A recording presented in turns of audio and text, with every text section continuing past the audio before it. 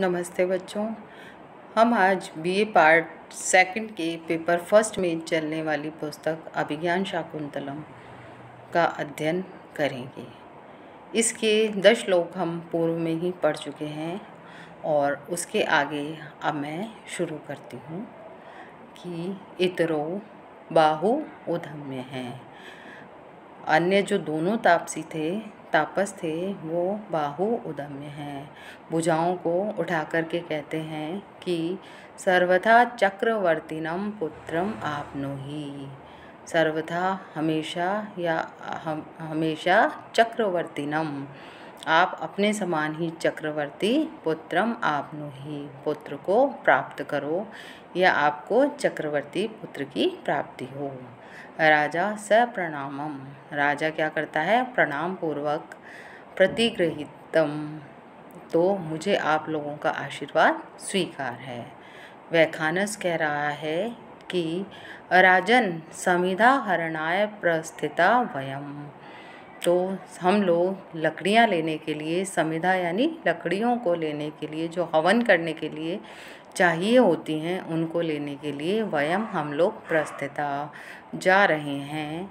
एषः खलु कण्वस्य है कुलपतेर अनुमालिनी तीर आश्रमो दृश्यते। तो वो कह रहा है कि एषः खलु, यह निश्चित रूप से ही क्या है? मालिनी तीर, मालिनी नदी के किनारे पर कुलपति कण्वस्य, जो कण्व हैं उनका आश्रमो दृश्यते, आश्रम दिखाई दे रहा है। न चेद कार्या निपातः प्रविश्य प्रतिगृह्यताम आतिथेय सत्कारः। तो वो कह रहा है न चेद अन्य कार्य, यदि आपको कोई दूसरा काम नहीं है तो आप क्या करें? प्रवेश करें आश्रम में, और प्रतिगृह्यताम आतिथेय सत्कार है, और अतिथि के सत्कार को ग्रहण करें।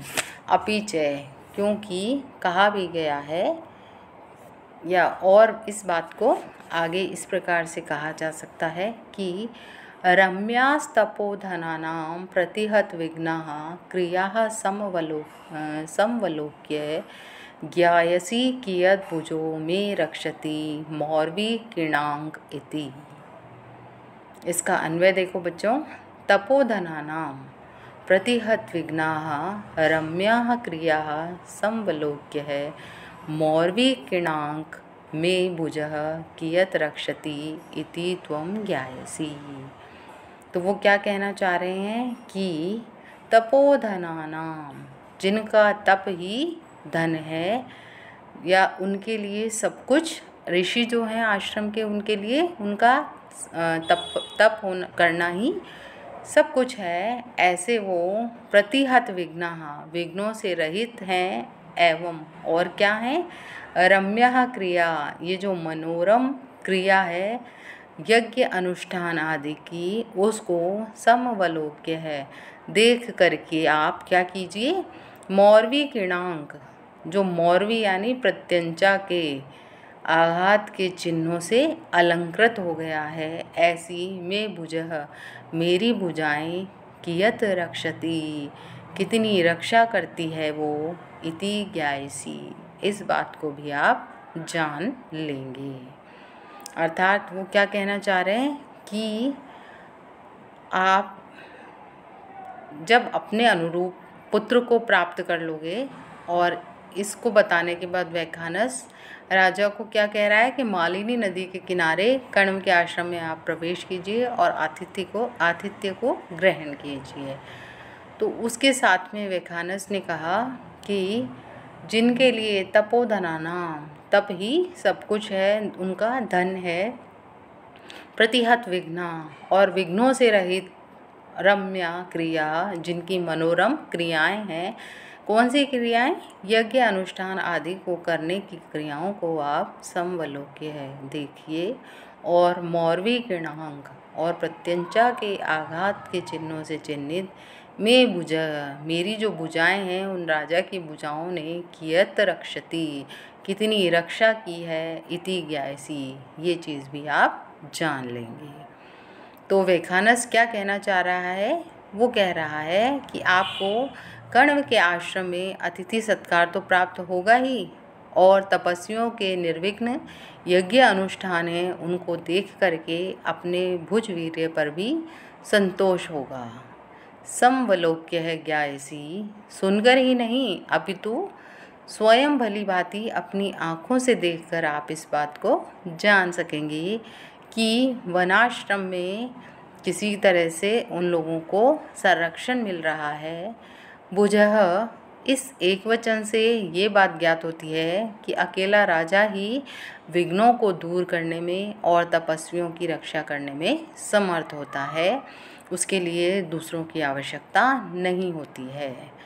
तो प्राचीन काल में मूर्वा नामक जो घास थी उससे धनुष की डोरी बनाई जाती थी और क्षत्रिय मूर्वा की मेखला भी पहनते थे।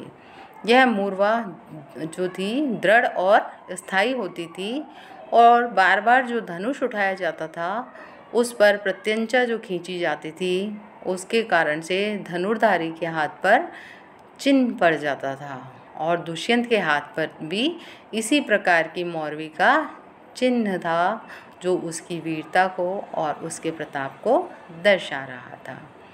तो इसलिए वेखानस कह रहा है कि आप स्वयं जाइए और स्वयं देखिए कि आप इन जो तपस्वी हैं उनकी रक्षा करने में कितने समर्थ हैं, ये बात आपको खुद ही पता लग जाएगी।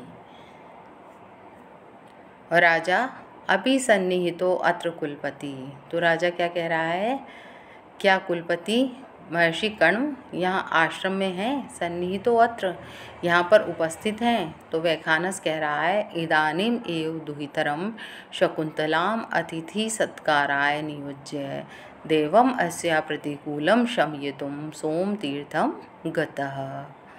तो उसने क्या जवाब दिया वैखानस ने, इदानीम एव दुहितरम, इस समय तो उन्होंने अपनी पुत्री को, कौन, शकुंतला को अतिथि सत्कार नियोज्य है, अतिथियों के सत्कार में नियुक्त करके, लगा करके, देवम अस्या प्रतिकूलम, जो उसका विपरीत या प्रतिकूल भाग्य चल रहा था उसको शमयितुम, शांत करने के लिए, सोम तीर्थम गतः, वो सोम तीर्थ नामक स्थान पर गए हैं, सोम तीर्थ में गए हैं। तो राजा कह रहा है भवतु तामेव द्रक्ष्यामि, तो ठीक है अगर ऐसा है तो तामेव द्रक्ष्यामि, मैं उससे ही जाकर के मिल लूँगा। सा खलु विदित भक्तिम माम महर्षे कथयिष्यति, तो सा खलु, वो निश्चित रूप से क्या करेगी शकुंतला, विदित भक्ति माम, जो मेरी भक्ति उन कण्व के प्रति है, महर्षि के प्रति है, वो उसको कथयिष्यति, वो वहाँ जा कर के उनको बता देंगी, महर्षि कण्व को निवेदन कर देंगी। वैखानस कह रहा है साध्याम स्तावत इति स शिष्यो निष्क्रांतः, तो साध्याम स्तावत, तो ठीक है ऐसा कह करके स शिष्यो निष्क्रांतः, तो हम लोग निकल जाते हैं, ऐसा कह कर के वो शिष्य के साथ निकल जाता है। राजा सूत नोदयाश्वान, तो राजा क्या कह रहा है, इन अश्वान यानी इन अश्वों को भी उदया, आप हाँकिए यानी घोड़ों को भी आगे बढ़ाइए। पुण्यम आश्रम दर्शनेन तावदात्मनम पुनिर्महे, तो वो क्या कह रहा है कि जैसे आयुष्मान की इस पवित्र आश्रम को देखने की उनकी इच्छा हुई, तो वो कह रहे हैं कि पुण्य आश्रम दर्शनेन, ये जो आश्रम है पुण्य, उसको देखने के साथ ही तावत आत्मानम पुनिमहे, हम अपने आप को भी पवित्र कर लेते हैं, क्योंकि आश्रम भी पवित्र है तो उसके दर्शन से भी हम पवित्र हो जाएंगे।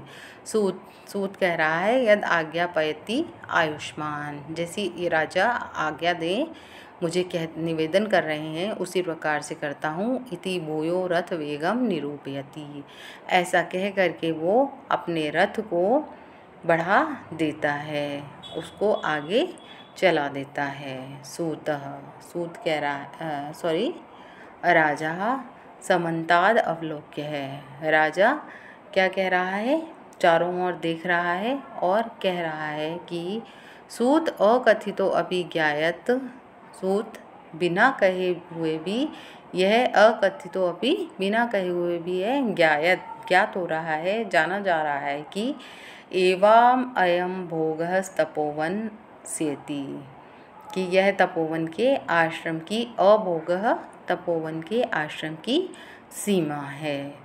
तो सूत कह रहा है कथम एव, तो कैसे, ये आप जान रहे हो। तो राजा ने इसका जवाब दिया कि किम न पश्यति भवान, ये चीज़ क्या आपको नज़र नहीं आ रही है कि यह ही, कि यहाँ पर ही निवाराः शुकगर्भकोटर मुखभ्रष्टावस्तरुणाम् अद्यः प्रस्निग्धाः क्वचिद् इंगुदीफलभिदः सूचयन्त एवोपलाः विश्वासो उपगमाद् अभिन्नगतय शब्दं सहन्ते मृगाः स्तोयाधारपथाश्च वल्कलशिखा निष्यन्द रेखांकिताः। तो इसका अन्वय देखो बच्चों, क्या कह रहे हैं वो, कि ये आश्रम है, ये आपको ज्ञात नहीं हो रहा है क्या, वो सूत को कह रहे हैं, ये मुझे तो दिखाई दे रहा है, नज़र आ रहा है। क्यों? क्योंकि तरुणाम अद्य शुकगर्भकोटर मुखभ्रष्टाः निवारा अवलोक्यन्ते क्वचिद् इंगुदीफलभिदः प्रस्निग्धाः उपलाः सूचयन्ते एव विश्वासो उपगमात् अभिन्नं गतेः मृगाः शब्दं सहन्ते तोयाधारपथाः च वल्कलशिखा निष्यन्द रेखांकिता सन्ति।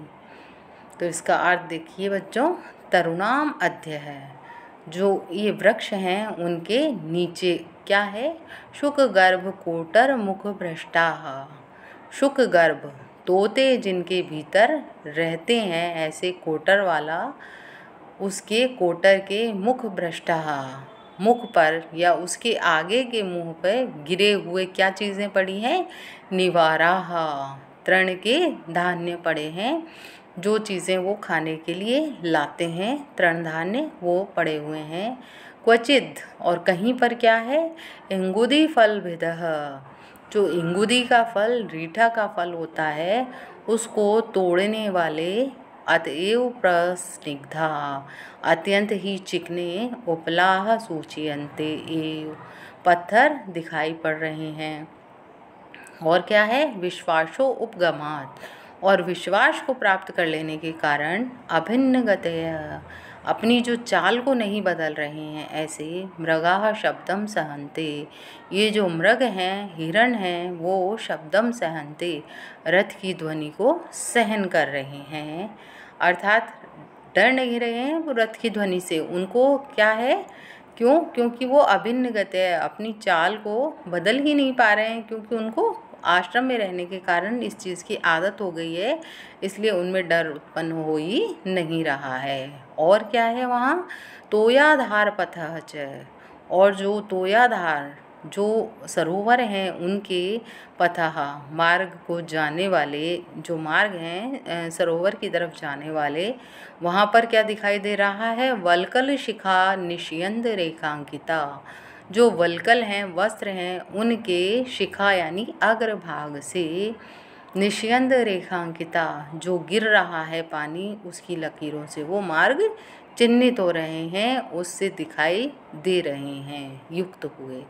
तो फिर से एक बार अर्थ देख लीजिए बच्चों, कि क्यों कहा जा रहा है कि ये आश्रम है, कि तरुणाम अद्य है, जो वृक्ष हैं उनके नीचे क्या है, शुक गर्भ कोटर मुख पृष्ठाः, तोते जिनके भीतर रहते हैं, ऐसे कोटरों के अग्रभाग पर क्या गिरे हुए हैं, निवाराः, तृण धान्य गिरे हुए हैं। और क्वचिद, और कहीं दूसरी तरफ क्या हो रहा है, इंगुदी फलभिदः, जो इंगुदी के फल हैं उनको भेदने के लिए, तोड़ने के लिए, जो तेव प्रस्निग्धाः उपलाः सूचयन्ते, अत्यंत ही जो चिकने हो चुके हैं पत्थर, वो रखे हुए दिखाई दे रहे हैं। और फिर क्या हो रहा है, विश्वासो उपगमात, विश्वास को प्राप्त कर लेने के कारण अभिन्न गति है, जो अपनी गति को नहीं बदल रहे हैं, डर से युक्त नहीं हो रहे हैं, ऐसे मृगाः शब्दम सहन्ते, ऐसे हिरण अपने जो शोर हो रहा है रथ को आने से उसको भी सहन कर रहे हैं। अर्थात आश्रम होने के कारण उनको इस चीज़ की आदत पड़ चुकी है, इसलिए वो भयभीत नहीं हो रहे हैं। और तोयाधार पथा च, और सरोवर की ओर जो जाने वाले मार्ग हैं वो वल्कल शिखा निशियंत रेखांकिता, जो वस्त्रों के आगे के हिस्से से पानी गिरता है उसकी लकीरों से युक्त दिखाई दे रहे हैं। तो बच्चों, जब सारथी ने ये बात पूछी कि भाई ये कैसे पता चला आपको, राजा को, कि ये आश्रम है यहाँ पर, तो राजा ने जो चिन्ह बताए थे आश्रम के होने के वो इस श्लोक में बताए गए हैं। तो जो अंतिम पद है उसमें च जो शब्द प्रयुक्त हुआ है, च यानी और, वो पूर्व के तीनों वाक्यों का समुच्चय द्योतक होने के कारण यहाँ पर समुच्चय अलंकार है। और जो आश्रम है उसका यथा अनुरूप वर्णन किया गया है, जैसा आश्रम होता है उसी प्रकार का वर्णन करने पर वहाँ स्वभावोक्ति अलंकार प्रयोग हुआ है। और छंद यहाँ पर शार्दुल विक्रीडित प्रयुक्त हुआ है। शार्दुल विक्रीडित का लक्षण आप सभी जानते होंगे बच्चों, क्या है, सूर्याश्वेर्मजस्ततः स गुरुवः शार्दुल विक्रीडितम, जहाँ मगण सगण जगण तगण दो तगण और एक गुरु होता है, अर्थात कुल मिला के 19 वर्ण होते हैं और 12 और 7 पर यति होती है, वहाँ शार्दुल विक्रीडित छंद होता है। तो आज हमने ये 13 नंबर के श्लोक तक का अध्ययन किया है अभिज्ञान शाकुंतलम नामक पुस्तक की। अब इससे आगे हम अगली कक्षा में प्रारंभ करेंगे।